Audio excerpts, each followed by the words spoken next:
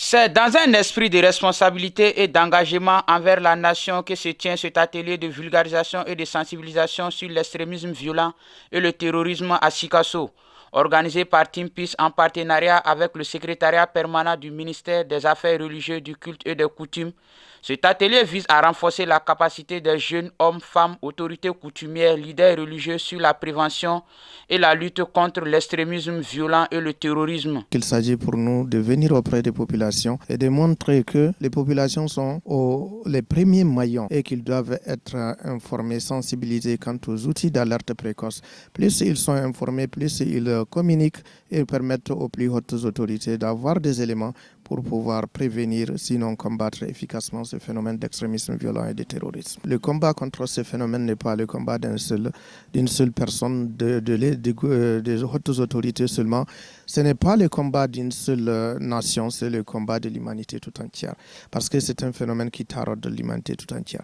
Dans ce combat, l'engagement des communautés est très très important. Compte tenu de l'importance de cette initiative face à la situation actuelle de notre pays, les autorités régionales, tout en se réjouissant du choix porté sur le Kénédougou pour abriter cet atelier, invitent les participants à plus d'assiduité pour un Mali stable. Je suis très heureux d'être là dans le cadre du renforcement des capacités des communautés sur les outils d'alerte précoce. Des outils qui vont permettre aux communautés d'être très résilientes et aussi de contribuer à la lutte contre l'extrémisme violent et le terrorisme qui sont des défis aujourd'hui et pour les autorités de la transition. Donc c'est pas seulement un rôle pour les autorités seulement qui plombent toutes les activités en un mot.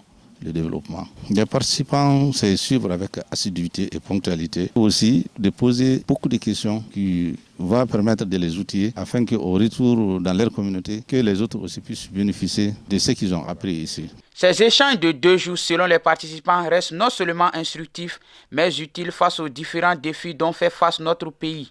Vraiment, les interventions que j'ai vues tout de suite, ça me va droit au cœur. J'espère que le message va bien passer. Ça doit apporter beaucoup de choses parce qu'il y a des chefs de village ici. Je vois le maire, je vois aussi des enseignants. J'espère que le message va très bien passer.